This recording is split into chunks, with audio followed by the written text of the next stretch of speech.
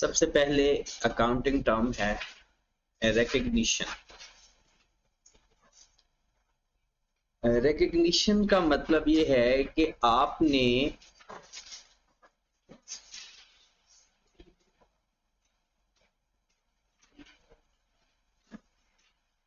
Books of prime entry के अंदर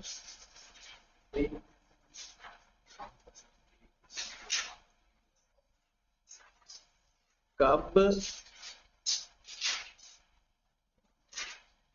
entry करनी है उसे कहते हैं रिकग्निशन।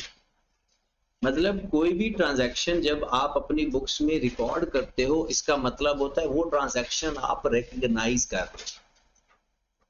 अब उस रिकग्निशन का मतलब क्या होता है?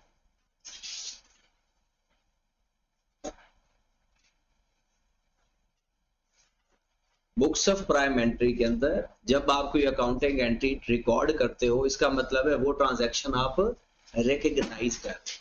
अब उस रिकग्निशन में क्या होता है कि आप क्या रिकग्नाइज कर रहे हो? आप 5 चीजें रिकग्नाइज कर सकते हो। या आप उस ट्रांजैक्शन के अंदर एसेट रिकग्नाइज कर रहे होंगे, या एक्सपेंस रिकग्नाइज कर रहे होंगे, या लाइबिलिटी रिकग्नाइज कर रहे होंगे, या इनकम रिकग्नाइज कर रहे होंगे, या कैपिटल रिकग्नाइज कर रहे होंगे, या फिर कोई काउंट्रा ट्रांजैक्शन भी होती है, जैसे अलाउंस फॉर बैड डेट्स काउंट्रा है, अक्यूमुलेटेड डेप्रिसिएशन काउंट्रा है, सेल रिटर्न परचेज रिटर्न काउंट्रा है, ड्राइंग्स काउंट्रा है। एक जो होता है ना काउंट्रा सेटलमेंट, वो और चीज है। एक काउंटर एंट्री होती है, काउंटर एंट्री मेन उसको कहते हैं जो डायरेक्ट किसी हेड में ना आ रही हो, वो किसी और का उलट हो। जैसे doubt allowance for bad debts जो है वो डेटर्स का काउंटर है। अक्यूमुलेटेड डेप्रिसिएशन एसेट पीपीई मतलब प्रॉपर्टी प्लांट एंड इक्विपमेंट या नॉन करंट एसेट का काउंटर होता है। तो रिकग्निशन का मतलब होता है जिस दिन आप बुक्स के अंदर एंट्री पास करते हो, और उस एंट्री का मतलब ये होता है कि अगर आपने फर्नीचर डेबिट किया तो मतलब आपने एसेट रिकग्नाइज किया, अगर आपने रेंट डेबिट किया मतलब आपने एक्सपेंस रिकग्नाइज किया।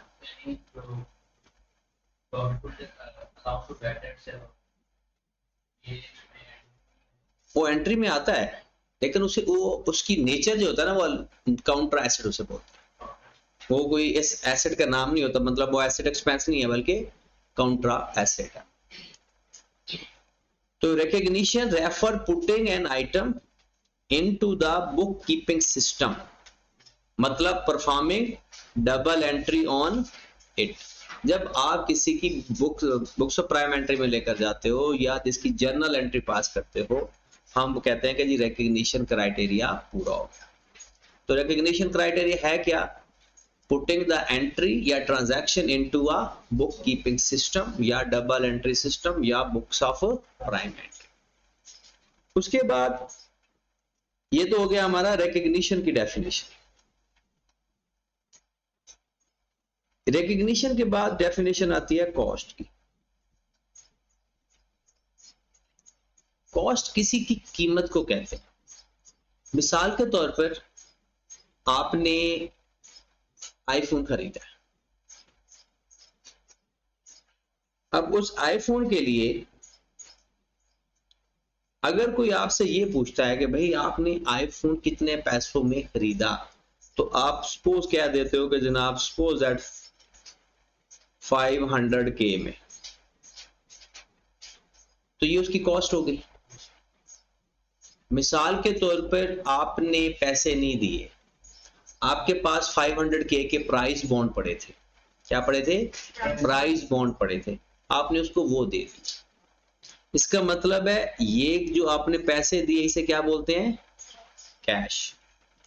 अगर आपने चेक दे दिया या प्राइस बॉन्ड दे दिए 5 लाख के, मतलब डायरेक्ट फिजिकल कैश नहीं दिया, किसी और सूरत में पैसे दे दिए, मतलब बैंक के जरिए दे दिए, चेक के जरिए दे दिए, या जायज कैश कर दिए, या व्हाटएवर, उसे बोलते हैं कैश इक्विवेलेंट।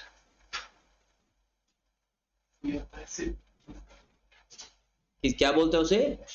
Cash equivalent. मतलब आपने अगर उसको कैश दिया तो आप कहोगे जनाब मैंने 5 लाख रुपए कैश दिया है, ये इसकी कॉस्ट है। आपने उसके 5 लाख का चेक दे दिया था, आपने कहा जी मैंने उसे 5 लाख का चेक दे दिया, कैश नहीं दिया, तो ये भी उसकी कॉस्ट है। या सपोज दैट आपसे किसी ने पूछा कि यार आपने कितने का, तो मैंने एक किडनी दिया है आईफोन खरीदने, या मेरे पास एक गाड़ी थी मैंने वो दे दी, अब क्या कीमत होगी? आपने आईफोन लिया, आईफोन नहीं लेते, थोड़ा सस्ता काम कर लेते हैं,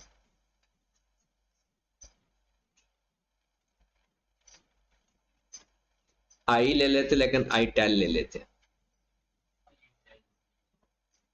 सपोज एट 50,000 के।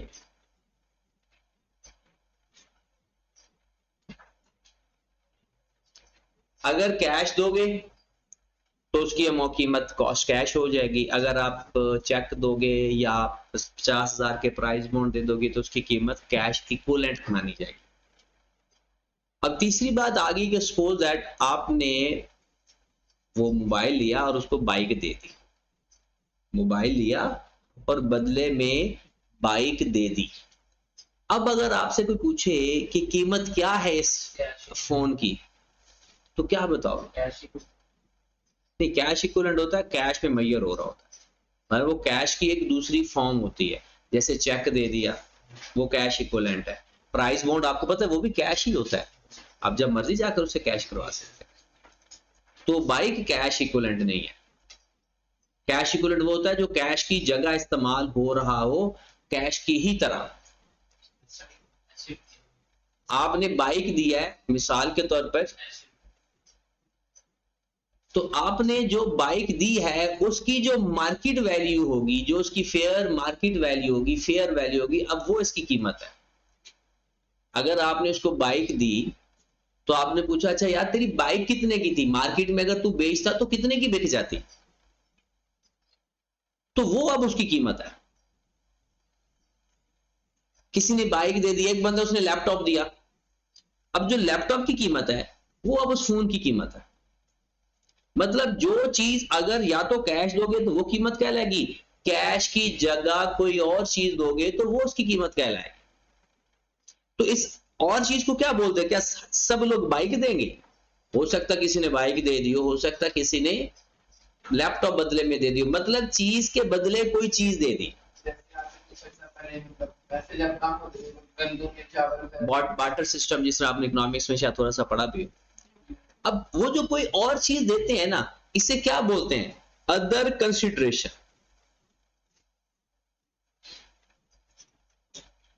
Other consideration. अब अदर कंसिडरेशन की कौन सी वैल्यू लेंगे कीमत? उसकी फेयर वैल्यू, फेयर वैल्यू या उसकी मार्केट वैल्यू, जो मर्जी कह लें, fair value of other consideration, fair value of other consideration. अगर कोई चीज हम खरीदते हैं उसकी जो कीमत बोली जाती है या तो वो कैश होती है या कैश इक्विवेलेंट होती है, या fair value of other consideration. Other consideration में क्या आ रहा है भला? जो उसके बदले दोगे, कोई भी और चीज जो दोगे, जो अदर चीज कंसीडर कर रहे हो, जो उसको उसके बदले देते हैं, उसकी वैल्यू। अब उसकी वैल्यू तो चेंज होती रहती है। मतलब आपके पास बाइक है, बाइक की वैल्यू जब आपने खरीदी थी तब कुछ और थी, आज कोई और है, साल बाद कोई और हो जाएगी, तो हम उसकी कौन सी फेयर वैल्यू लेंगे? Eight the time of transaction, उस दिन, eight the time of, eight the time of acquisition. Acquisition का मतलब है जो नया से ले रहे हो, या कंस्ट्रक्शन ऑफ एन एसेट। किसी भी एसेट की कीमत अगर आपने फाइंड करनी है, उसकी कीमत तीन चीजों पर मुश्तमिल हो सकती है। एक, या तो जो कैश दो, या कैश इक्विवेलेंट, या fair value of other consideration at the time of acquisition, या कंस्ट्रक्शन ऑफ एन एसेट। मतलब जो नया एसेट हम ले रहे हैं उस दिन जो उसकी फेयर वैल्यू है वो। तो अगर आपसे कोई कॉस्ट की डेफिनेशन पूछे कॉस्ट की डेफिनेशन पूछे तो आपने पहली बात लिखनी है, वो कहते it is an amount of, cost क्या है, एक अमाउंट है, it is an amount of cash, cash equivalent या fair value of other consideration at the time of acquisition या कंस्ट्रक्शन ऑफ एन एसेट।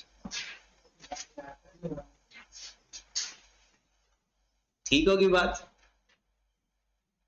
ये कॉस्ट की डेफिनेशन। अच्छा, जब भी कॉस्ट की डेफिनेशन पूछे दिमाग में तीन बातें लगे, it is an amount of cash, cash equivalent या फेयर वैल्यू ऑफ, हाँ fair value for other consideration किस दिन की, eight the time of acquisition of asset या कंस्ट्रक्शन ऑफ एसेट। ठीक है, ये कॉस्ट की डेफिनेशन। फरदीन बता सकते हो, बताओ।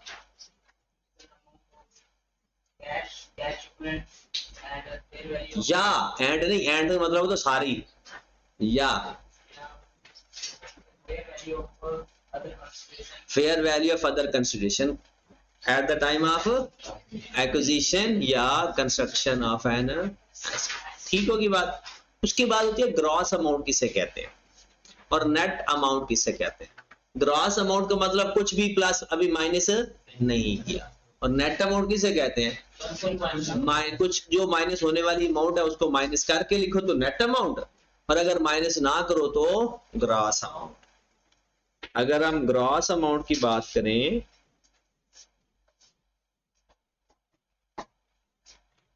विदाउट डिडक्शन, और अगर नेट अमाउंट की बात करें आफ्टर रेलिवेंट डिडक्शंस। इसकी एग्जांपल बताता हूं। सबसे पहली एग्जांपल बताते हैं जनाब सर कि आपके पास अगर ये जो चीज आपने पढ़ी हुई है ना वही पढ़ा देता हूं। सेल आपके पास 5000 है, लेस सेल्स रिटर्न आपके पास 50 है, और डिस्काउंट अलाउड आपके पास 150 है। आपके पास रेवेन्यू कितना आ गया, 40। ये जो 5000 है इसे हम बोलेंगे ग्रॉस सेल्स या ग्रॉस रेवेन्यू। 5000 को क्या बोलेंगे, ग्रॉस सेल्स या ग्रॉस रेवेन्यू, ग्रॉस सेल्स या ग्रॉस रेवेन्यू। और 4800 को क्या बोलेंगे, नेट सेल्स या नेट रेवेन्यू। ठीक है, मतलब इसे बोलेंगे ग्रॉस रेवेन्यू। कोई भी चीज माइनस करने से पहले जो वैल्यू होती है उसे हम ग्रॉस बोलते हैं, और माइनस करने के बाद हम उसे नेट रेवेन्यू बोलते हैं। ठीक होगी बात। तो तीन डेफिनेशन, चार टोटल डेफिनेशन हमने अभी तक पढ़ी। रिकग्निशन क्या होता है, कोई भी एंट्री को बुक कीपिंग सिस्टम के अंदर एंटर करने के नाम को रिकग्निशन कहते हैं, ये एंट्री पास करते हैं। फिर कॉस्ट क्या होती है, it is an amount of cash, cash equivalent या fair value of other consideration at the time of acquisition या कंस्ट्रक्शन। ग्रॉस अमाउंट होता है कि जो कुछ उसमें से माइनस करना है उससे पहले टोटल, और अगर माइनस कर दोगे तो वो नेट हो जाएगा। ठीक है, तो ये कॉस्ट की डेफिनेशन देखिएगा जरा। Amount of cash, cash equivalent या value of other consideration given to acquire an asset at the time of its acquisition या कंस्ट्रक्शन।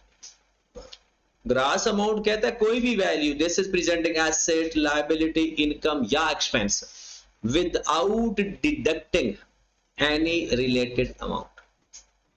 मतलब without deducting एसेट में, एक्सपेंस में, इनकम में रेलिवेंट अमाउंट माइनस करने से पहले ग्रॉस अमाउंट, और माइनस करने के बाद नेट प्रॉफिट। नहीं, ग्रॉस प्रॉफिट तो नहीं कह सकते आप, रेवेन्यू, ग्रॉस रेवेन्यू कह सकते हैं हम। या हम लिखते थे, अगर आपको याद हो, एसेट की कॉस्ट लिखते थे, लेस अक्यूमुलेटेड डेप्रिसिएशन करते थे वो उसमें। तो ये डेप्रिसिएशन माइनस करने से पहले ग्रॉस अमाउंट है और माइनस करने के बाद नेट कैरिंग अमाउंट है। उसके बाद बात आती है financial reporting.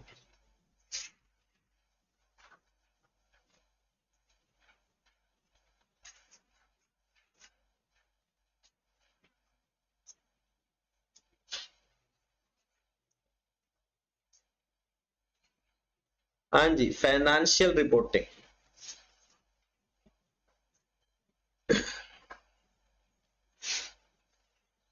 Financial report, report का मतलब क्या होता है? रिपोर्ट जो कुछ हुआ उसके बारे में बताना, जो कुछ हुआ उसके बारे में बताना, ये होता है रिपोर्ट, रिपोर्ट करना। फाइनेंशियल रिपोर्ट मतलब बिजनेस में जो कुछ हुआ वो बताना, एसेट खरीदा, एक्सपेंस हुए, इनकम। और ये रिपोर्ट हम किसको बताते हैं? Use stakeholder. किसको? सिर्फ यूजर को नहीं, सारे, जिस बंदे का भी कंसिडरेशन है या जिस बंदे का भी कोई मफाद जुड़ा हुआ है ना, उन सबको इन्फॉर्म कर। हाँ, हर बात का नहीं, जिसको जो जरूरत है, जो इंफॉर्मेशन चाहिए वो इंफॉर्मेशन देना, वो इंफॉर्मेशन रिपोर्ट करना। तो फाइनेंशियल रिपोर्ट होता है कि बिजनेस के एसेट्स और लायबिलिटीज के बारे में, मतलब बिजनेस की पोजीशन और बिजनेस की परफॉर्मेंस इन्फॉर्म करना, इंफॉर्मेशन देना। किसको? उसे बोलते हैं यूजर्स, जो कि स्टेक होल्डर है। यूजर किस चीज के? User of financial statement. User of financial statement को इंफॉर्मेशन देना एंटिटी के एसेट्स के बारे में, मतलब एंटिटी की पोजीशन और एंटिटी की परफॉर्मेंस के बारे में रिपोर्ट दें, ताकि वो जो अपना डिसीजन लेना चाहिए, जैसे बैंक है, बैंक से लोन लेना चाहती है एंटिटी, बिजनेस का मुझे लोन चाहिए, और बिजनेस बैंक ने कहा ठीक है हम आपको लोन देने के लिए तैयार हैं, आप ऐसा करें मुझे पोजीशन और परफॉर्मेंस दिखाएं। और पोजीशन कैसे दिखाएगा? एक बिजनेस अपनी पोजीशन कैसे दिखाएगा? स्टेटमेंट ऑफ फाइनेंशियल पोजीशन दिखाएगा।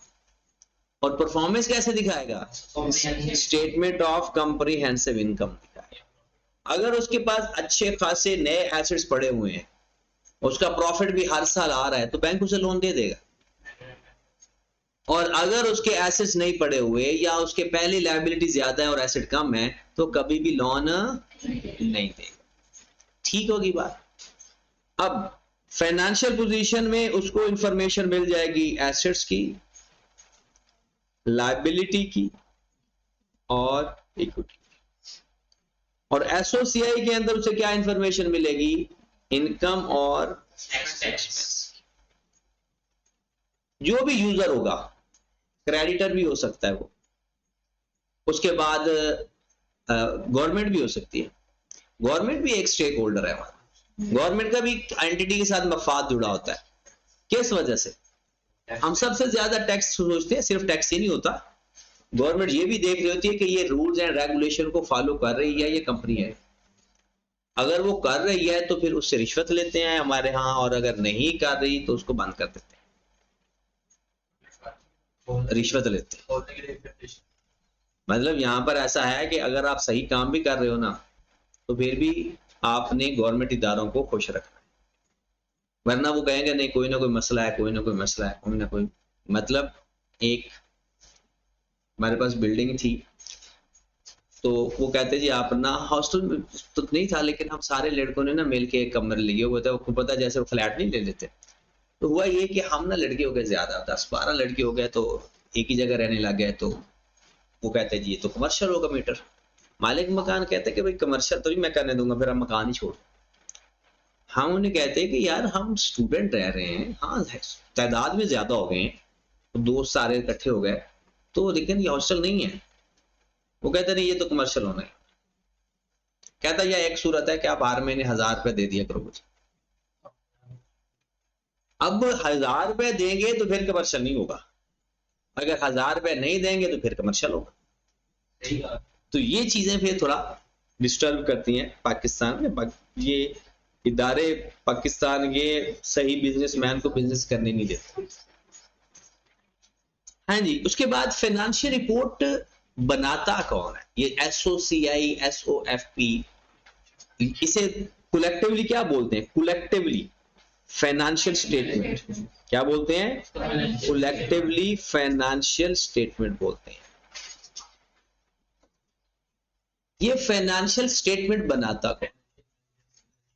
अब फाइनेंशियल स्टेटमेंट बनाने की जो जिम्मेदारी है ना, रिस्पॉन्सिबिलिटी, हेडिंग देना तो हेडिंग दे दें, responsibility of preparing financial statement, responsibility of preparing financial statement.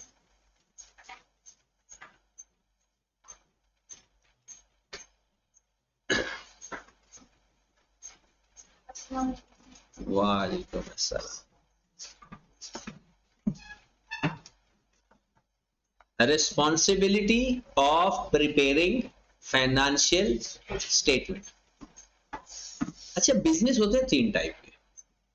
एक होता है सोल प्रोप्राइटरशिप, जिसे आप सोल ट्रेडर भी कह सकते हो। एक ही बंदा बिजनेस चल रहा है, मालिक भी वही है, डायरेक्टर भी वही है, सब कुछ ही वही है, मैनेजमेंट भी वही है, सब कुछ वही है।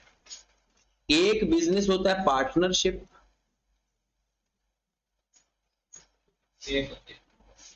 और एक होता है कंपनी। 3 टाइप का बिजनेस होता है, सोल ट्रेडर, पार्टनरशिप और कंपनी। ये जो सोल ट्रेडर है, इसमें जो जिम्मेदारी होती है ना फाइनेंशियल स्टेटमेंट बनाने की, वो ओनर की होती है। ओनर खुद बना ले या किसी बंदे को हायर करके बनवा ले। जिम्मेदार पूछा किससे जाएगा? ओनर से। जिम्मेदार बंदे से नहीं पूछा जाएगा कि जिससे वो बनवा रहा है। रिस्पॉन्सिबिलिटी ओनर की है, वो जैसे मर्जी बनवाए। रिस्पॉन्सिबिलिटी ओनर की है, वो खुद बना ले या किसी सीए वाले बंदे को हायर कर ले। खुद बनाए या किसी भी बंदे को हायर कर ले, रिस्पॉन्सिबिलिटी किसकी मानी जाएगी? ओनर की। पार्टनरशिप के केस में पार्टनर्स की,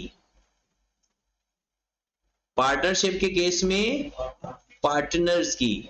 अब वो खुद बना ले या सारे पार्टनर आप जैसे हैं, मतलब उन्हें फाइनेंशियल स्टेटमेंट बनानी नहीं आती, तो फिर क्या होगा? या वो खुद बना ले या फिर वो भी किसी बंदे को हायर कर ले। सीए ना लिखो, हायर कर ले, किसी भी बंदे को हायर कर लो।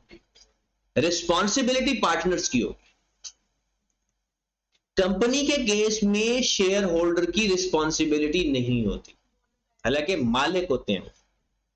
कंपनी के केस में मैनेजमेंट की होती है।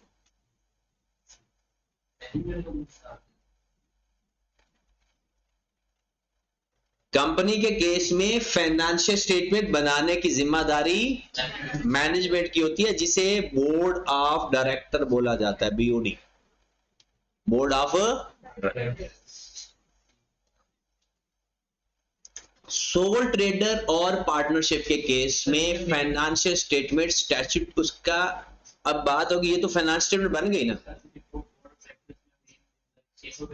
सॉरी,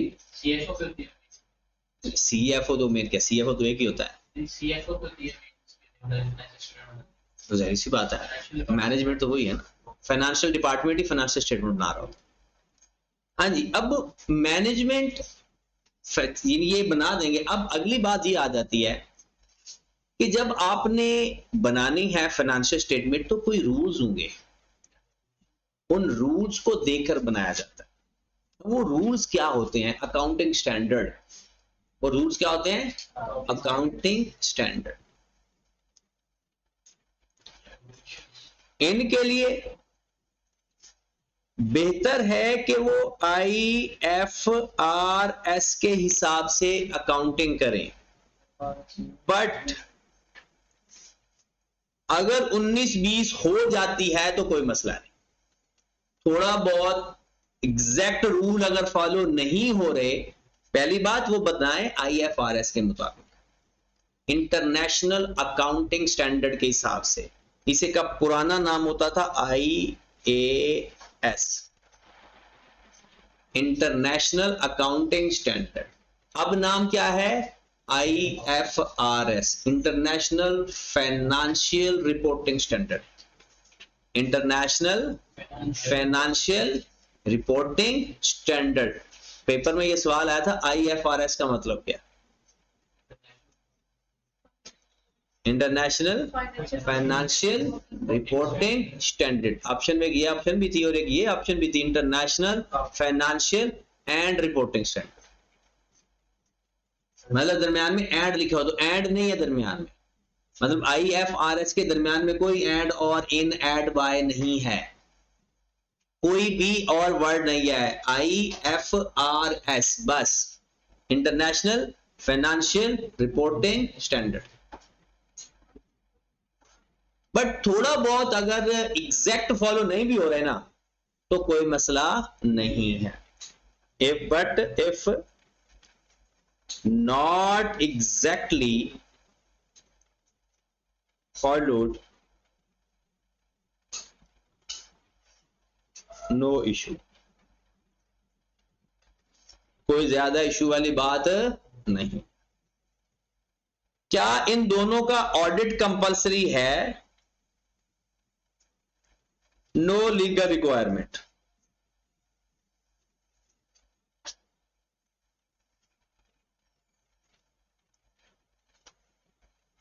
इसका सोल ट्रेडर का और पार्टनरशिप का, सोल ट्रेडर का और पार्टनरशिप का ऑडिट लीगल रिक्वायरमेंट नहीं है।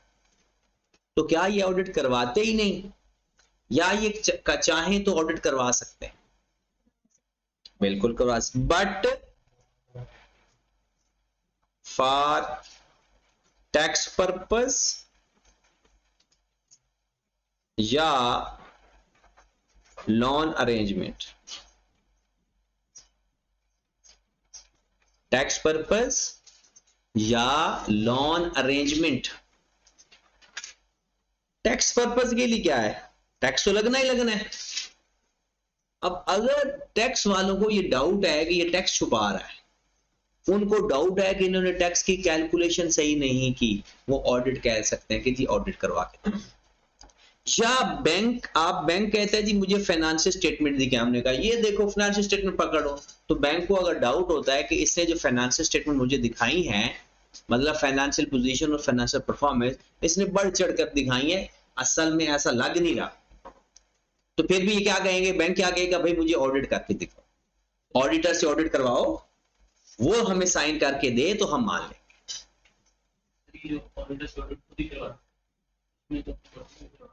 क्या हुआ? ऑडिटर से जब ऑडिट करवाते हैं, आपको पता है लीगल रिक्वायरमेंट क्या है? बाकी तो पाकिस्तान में सब चलता है, बल्कि पूरी दुनिया में चलता है।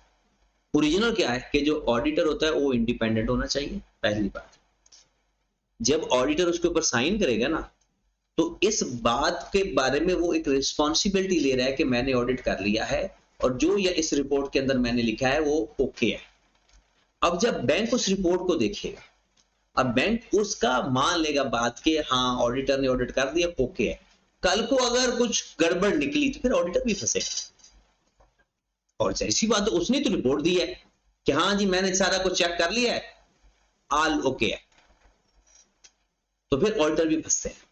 लेकिन ऑडिटर इस तरह से नहीं करते, ऑडिटर प्रॉपर अपने आप का वो जो ना सेफ साइड रखते हैं, क्लाइंट की भी बात मानते हैं और क्लाइंट की बात मानने के साथ साथ वो अपने लीगल रिक्वायरमेंट भी पूरी कर रहे होते हैं। अब ऐसा नहीं है 10 गाड़ियां खड़ी हैं तो वो 15 गाड़ियां लिख देगा, ऐसा नहीं होता। हाँ जी, पहली बात तो ये है, ये अभी हमने किसको पढ़ लिया, ओनर और पार्टनर्स को। क्या है कि ये भी अपनी रिपोर्ट, अपनी फाइनेंशियल स्टेटमेंट किसके हिसाब से बनाएंगे? IFRS के तहत। हाँ, अगर कोई थोड़ी सी ऊंची नीच हो जाती है तो कोई मसले वाली बात थोड़ी बहुत, लेकिन इसकी ऑडिट करवाना कोई लीगल रिक्वायरमेंट नहीं है, और टैक्स पर्पस या लोन लेने के लिए ये ऑडिट करवा सकते हैं। अब आते हैं कंपनी की बात। कंपनी के लिए जरूरी है कि वो IAS या IFRS के हिसाब से अपना ऑडिट करवाएं, ये कंपलसरी है।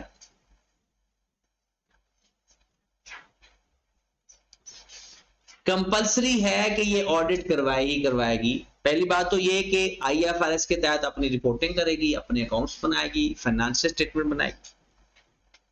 ऑडिट इसकी लीगल रिक्वायरमेंट है।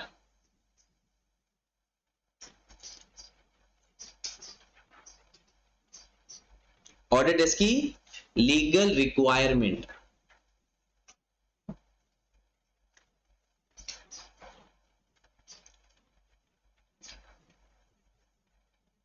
ओके की बात।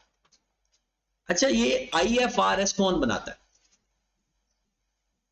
IFRS अगर हम बात करें, IFRS कौन बनाता है? IASB। IASB international accounting standard board. International accounting standard board, ये नाम भी आप लोगों को आने चाहिए। International accounting standard board. International accounting standard board. उसके बाद ये स्टैंडर्ड बनते कैसे? ये स्टैंडर्ड बनते कैसे? एक लफ्ज हम पढ़ेंगे, गैप।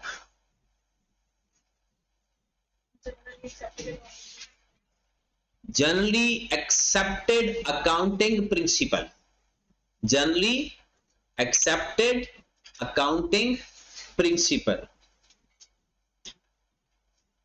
जनरली एक्सेप्टेड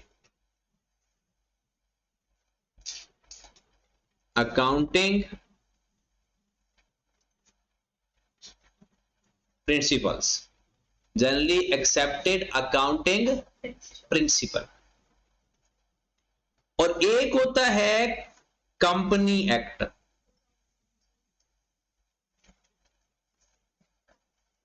पाकिस्तान के अंदर इसका नाम है कंपनी एक्ट 2017।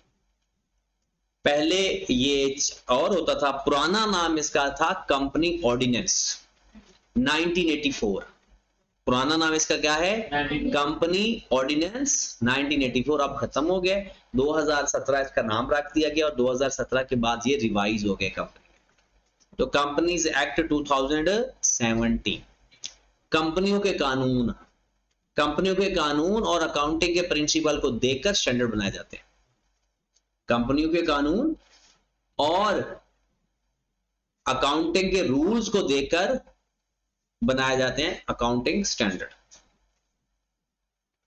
आ जाए जनाब, इस पेज को हम इसकी रीडिंग कर लें। ये मैंने आपको इस पूरे पेज का ओवरव्यू दे दिया। अब इसकी थोड़ी सी रीडिंग करते हैं, फिर इसके लास्ट पॉइंट पे चलते हैं। इसमें से भी क्वेश्चन बन सकता है, थोड़ा सा ना ध्यान से पढ़ना है। अब आगे 2-3 टेस्ट इसके ही हैं, क्योंकि आज तो मैथ का टेस्ट है। सबसे पहले थोड़ा सा ना 5 मिनट की क्लास हमने करनी है, अब सोना नहीं है आपने 5 मिनट में, दिमागी तौर पर। वैसे तो नहीं आप सो रहे, दिमाग ऑन करना, अल्फाज पे गौर करना है, क्योंकि वो एक अल्फाज चेंज करेगा, जवाब चेंज हो जाता है। फाइनेंशियल रिपोर्टिंग क्या होता है? फाइनेंशियल रिपोर्टिंग इंफॉर्मेशन प्रोवाइड करना, किसको? स्टेक होल्डर को। स्टेक होल्डर को आप यूजर भी कह सकते हो। सबसे पहले लफ्ज लिखते हैं, objective of financial reporting. Financial reporting का मकसद क्या है? Provide information about reporting entity provide information about, ये रिपोर्टिंग एंटिटी क्या होता है? जिसकी इंफॉर्मेशन दे रहे हैं, जिस बिजनेस की इंफॉर्मेशन दे रहे हैं, उसको रिपोर्टिंग एंटिटी बोलते हैं, नाम बिजनेस का। That is useful existing and potential investor. Existing investor वो बंदे होते हैं जिन्हें, वो जो पैसा लगा के बैठे हुए, जो बिजनेस में पैसा लगा के बैठे हैं। पोटेंशियल इन्वेस्टर कौन होता है? जिसने बिजनेस में अभी पैसा लगाना है। एग्जिस्टिंग इन्वेस्टर कौन होता है? जो पैसा इन्वेस्ट करके बैठा है, जिसने कंपनी के शेयर खरीद लिए हैं। और पोटेंशियल वो होता है जिसने अभी कंपनी का शेयर खरीदने हैं। आपने कंपनी के 5 करोड़ के शेयर खरीदे, क्या हुआ? खरीद सकता बिल्कुल। पोटेंशियल का मतलब जो है इन्वेस्टर अभी बनना चाहता है, अभी है नहीं, एग्जिस्टिंग नहीं है, बनना चाहता है। तो अगर उसने इन्वेस्टमेंट करनी है किसी कंपनी में, तो क्या उसने उस कंपनी की रिपोर्ट नहीं देखेगा कि इसकी पोजीशन और परफॉर्मेंस क्या है? पैसा डूबने का खतरा है। एक बैंक है, उसने एक कंपनी को लोन देना है, क्या वो फाइनेंशियल स्टेटमेंट नहीं देखेगा? अच्छा, जिसने लोन दे दिया वो भी देखेगा, जिसने लोन देना है वो भी देखेगा। जो लोन दे चुका है वो क्यों देखेगा? वो देखेगा, पल पल देखेगा यार इसके प्रॉफिट ठीक है या नहीं, इसके कहीं लायबिलिटी एसेट से बढ़ तो नहीं। जैसे ही एसेट्स के दरमियान लायबिलिटी जाएंगी ना, एसेट के बराबर होने लगेगी, जो एग्जिस्टिंग लोन वाले होंगे ना, वो फौरन उसको बैंकरप्ट डिक्लेयर करवा देंगे, कोर्ट में एप्लीकेशन देंगे कि भाई ये बंदा, इसके लायबिलिटी ज्यादा हो रही है, हमारा पैसा इसके अंदर इन्वेस्ट किया हुआ है, तो हमने अपना पैसा रिकवर करना है, तो इसको बैंकरप्ट डिक्लेयर करो और कोई बंदा इसको लोन वगैरह ना दे। सॉरी, वैसे कैसे निकलवा सकते? देखिए, एक कंपनी है, कंपनी का आर्टिफिशियल पर्सन, कंपनी के खुद वजूद होता है। अब कंपनी उसको पैसे नहीं दे रही, ठीक है, और लोन लेने की कोशिश कर रहे हैं, तो लोन कहां से रिकवर होता है? एसेट से। लोन कहां से रिकवर होता है? एसेट से। आपको पता नहीं, liability claim against asset, liability claim against asset. वो कहते हैं कि अगर कभी लायबिलिटी, क्योंकि फाइनेंशियल पोजीशन वो देखेंगे, वहां पर एसेट्स और लायबिलिटी को कंपेयर कर रहे होंगे। जैसे ही लायबिलिटी वाली साइड बराबर होने लगेगी, वो फौरन डिक्लेयर कर देंगे, और वो उनके ऊपर एक तरह का ना बैंकरप्ट का मतलब ये होता है कि जो एसेट्स पड़े हुए हैं वो लेंडर लेकर जाएंगे, जिन्होंने पैसा दिया है, जिन्होंने लोन दिया हुआ, जो पैसा जिन्होंने इन्वेस्ट किया है ना, वो एसेट फिर ले जाएंगे अपने, मतलब उसको बेच बिचा के वो पैसे उनको पे किए जाए करते, एंड में कुछ बचे तो शेयर होल्डर को मिल जाएंगे पास। तो वो एग्जिस्टिंग को इंफॉर्मेशन देती है, lender, other creditor, in making the decision about, ये देखिए, providing resources to the entity. क्या मतलब है? About providing resources to the, कि वो रिसोर्सेज प्रोवाइड करें, और रिसोर्सेज किससे कहते हैं? एसेट्स को, कि वो एसेट्स उनको इन्वेस्टमेंट करें या ना करें। तो objective of the financial reporting क्या होता है? To provide the information about reporting entity to existing and potential share holder, lender, supplier, वो सारे स्टेक होल्डर, ताकि वो ये डिसीजन ले सके कि उन्होंने रिसोर्सेज प्रोवाइड करने हैं या नहीं करने। अगली लाइन, द इंफॉर्मेशन में क्या होता है? वो कहता है information explain financial position of the entity and financial performance of the entity. उस रिपोर्ट के अंदर क्या दो चीजें होगी? पोजीशन और परफॉर्मेंस। पोजीशन जो होगी एट, और परफॉर्मेंस क्या होगी? Over the period. ये जो लफ्ज लिखे होते हैं ये बड़े इंपॉर्टेंट होते हैं, ये प्रॉपर इनके मीनिंग होते हैं। लफ्ज आगे पीछे हो जाए तो मतलब चेंज हो जाता है। उसके बाद है जी, किसकी रिस्पॉन्सिबिलिटी है फाइनेंशियल स्टेटमेंट बनाने की? सोल ट्रेडर और पार्टनरशिप में किसकी जिम्मेदारी है? मालिकों की, एक तरह से वो खुद बना लें। ऑडिट करवाना कंपल्सरी, लेकिन वो अगर करवाना चाहते हैं लोन लेने के लिए या टैक्स की वजह से करवा सकते, ठीक है।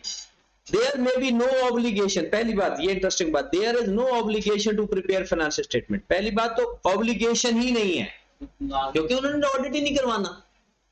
ऑडिट फाइनेंशियल स्टेटमेंट का होता है, जब उन्होंने ऑडिट उनका कंपलसरी ही नहीं है तो फाइनेंशियल स्टेटमेंट बनाना जरूरी नहीं है। But other than tax purpose या obtaining the loan from the bank, वैसे फाइनेंशियल स्टेटमेंट बनाना ऑब्लिगेशन नहीं है क्योंकि ऑडिट नहीं करवाना।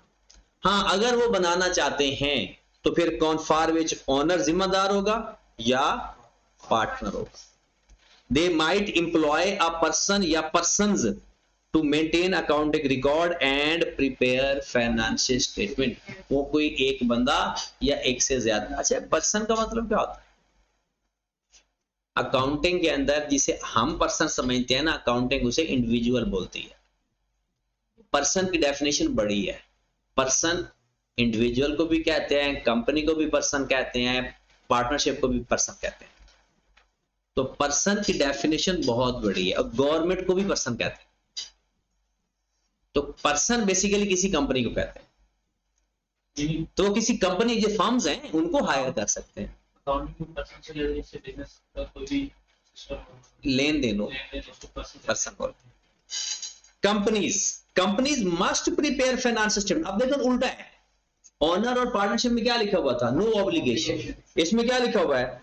Must prepare financial statement.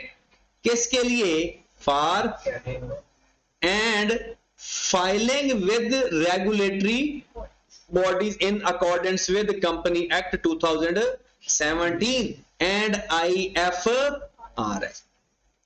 कहता है कंपनी की जिम्मेदारी है कि लाजमी फाइनेंशियल स्टेटमेंट बनाएगी भी सही, और बनाएगी किसके तहत? IFRS और कंपनी एक्ट। कहते हैं it is the responsibility of the director. आप इसे BOD बोर्ड ऑफ डायरेक्टर भी बोल सकते हो, इसको मैनेजमेंट भी बोल सकते हो, और इसको सिर्फ डायरेक्टर भी बोल सकते हो। To ensure that this is done, companies also employ a team of accountant to undertake this work। हाँ, मैनेजमेंट जो है वो फिर वो फर्म हायर करती है। ये जो चार्टर्ड CA फर्म्स होती हैं, ये CA फर्म्स हायर करके ये अपनी फाइनेंशियल स्टेटमेंट बनवाते हैं। इसे बोलते हैं इंटरनल ऑडिटर। फिर ऑडिट करने वाले और आएंगे, वो एक्सटर्नल ऑडिटर है। एक ही company at the same time internal और एक्सटर्नल ऑडिटर नहीं हो सकती। भला क्यों? इंटरनल ऑडिटर वो होते हैं जो कंपनी की फाइनेंस स्टेटमेंट बनाएंगे, और एक्सटर्नल वो होते हैं जो आकर चेक करेंगे सही बनी है या नहीं बनी। अगर बनाने वाला और चेक करने वाला एक बंदा है, गलती पकड़ेगा ही नहीं। पकड़ तो पाएगा लेकिन पकड़ेगा। हाँ, इसलिए इंटरनल ऑडिटर कोई और होगा और उसको फिर एक्सटर्नल ऑडिटर कोई और फर्म होगी, एक ही फर्म नहीं हो सकती। तो सोल ट्रेडर में 2-3 बातें देखी। कोई ऑब्लिगेशन नहीं है फाइनेंशियल स्टेटमेंट बनाना। अगर वो बनवाते हैं तो फिर जिम्मेदारी किसकी है? ओनर और पार्टनर्स की। और वो खुद बना ले या जो कंपनी है, फाइनेंशियल स्टेटमेंट बनाना जरूरी है और इन अकॉर्डेंस विद कंपनी एक्ट और IFRS। जिम्मेदारी किसकी? डायरेक्टर की। वो खुद बना ले या फिर कोई कंपनी हायर कर ले बनवाने की। उसके बाद है जी रेगुलेशन। कौन से कानून फॉलो करने पड़ेंगे? कहते हैं कानून फॉलो करने की जरूरत नहीं है, लेकिन फिर भी किसके मुताबिक बनाने चाहिए? IFRS के मतलब। वो कहते हैं financial statement are private, do not disclose except for tax authorities या possibly for landing bank. These must be prepared in account according to accepted accounting principle and practices but need not conform all the requirement of accounting standard। हाँ, जितना कुछ करना है accounting standard के मुताबिक करना है। आप ऐसा नहीं कह सकते कि कुछ करो अकाउंटिंग स्टैंडर्ड के मुताबिक ना हो। हाँ, सारे रूल्स फॉलो ना करो, 4 फॉलो कर लो, 5 कर लो, 10 कर लो। मतलब अगर 50 रूल्स हैं सपोज, जितने करोगे फॉलो करोगे। सारे रूल फॉलो करना कंपलसरी नहीं है। किसके लिए? और पार्टनरशिप। बट कंपनी के लिए सब कुछ जरूरी है। Financial statement are prepared for share holder company usually subject for audit. Audit क्या होता है? ऑडिट होता है जो फाइनेंशियल स्टेटमेंट बन गई है ना, उसका एग्जामिनेशन करना, उसका मुआयना करना, उसकी जांच पड़ताल करना, सब कुछ सही बना है या नहीं। तो audit is the examination of financial statement by independent expert who express an opinion as whether the fairly presented or not. क्या मतलब है इसका? वो बाहर का बंदा आएगा इंडिपेंडेंट, वो आकर ऑडिट करेगा कि सब कुछ फेयरली प्रेजेंट हुआ है या फेयरली प्रेजेंट, मतलब जो चीजें अकाउंटिंग स्टैंडर्ड ने कही हैं जैसे कही हैं वैसे है या जिसको डेबिट कहा है वो डेबिट है, जिसको करंट एसेट कहा है वो करंट एसेट में लिखा हुआ है, जिसको एक्सपेंस कहा है वो एक्सपेंस में लिखा हुआ है, ये चीज वो आकर चेक कर लेगा। Company law required financial statement are filed with government authorities where they can be accessed and read by any member of the general public. Listed company are required to make their financial statement available in their website. ये जो journal जो listed companies होती है ना, वो अपनी financial statement एक तो अपनी वेबसाइट पे भी रखेंगी और दूसरा जैसे बड़े स्टॉक एक्सचेंज है वहां पर भी रखेंगी, जो उनका बैंक है वहां पर भी रख सकती है। मतलब जो बंदा फाइनेंशियल स्टेटमेंट उनकी पढ़ना चाहे आकर पढ़ भी सकता है। The concept of principle conventional law rules and prepared present financial statement, और उसको क्या बोलते हैं? जनरली एक्सेप्टेड अकाउंटिंग, मतलब जो रूल्स जिसके तहत हमने अकाउंटिंग बनानी है। गैप और आईएफआरएस बनते कैसे हैं? कहते हैं the main source of in Pakistan company act और IAF, ठीक है, और इसको बनाने वाला कौन है? IAS। Many countries या companies mostly shares are traded in the world stock market have adopt IFRS issued by IAS। चले जी, ये हमारा हो गया पेज 18, इसको बड़ा ध्यान से पढ़ना है और नेक्स्ट क्लास में हम ये पढ़ेंगे ये वाला पेज, ठीक है। तो नेक्स्ट क्लास में ये चैप्टर हमारा इंशाल्लाह कंप्लीट होगा। इसकी एक छोटी